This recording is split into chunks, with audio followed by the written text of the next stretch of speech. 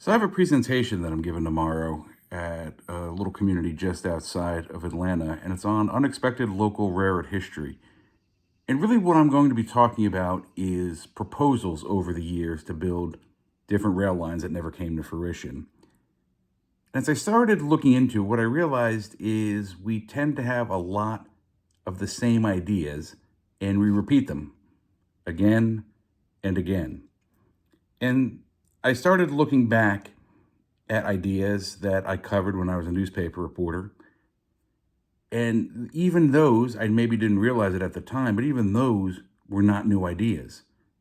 I don't even know if the people proposing them knew they weren't new ideas. They were effectively retreads of ideas that had been proposed decades earlier. And it's funny, if that's the right word for it, because here we are years later, and we have the same ideas. We're proposing the same ideas, the same rail lines, the same commuter passenger trains. And are we any closer to making them happen this time when we couldn't do it 20 years ago, 100 years ago?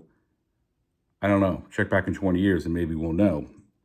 And I kept thinking for what I could compare it to.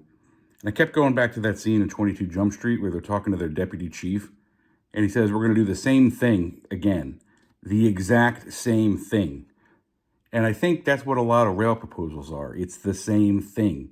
The exact same thing. We retread them. We try them again. We try to be more successful than we were last time.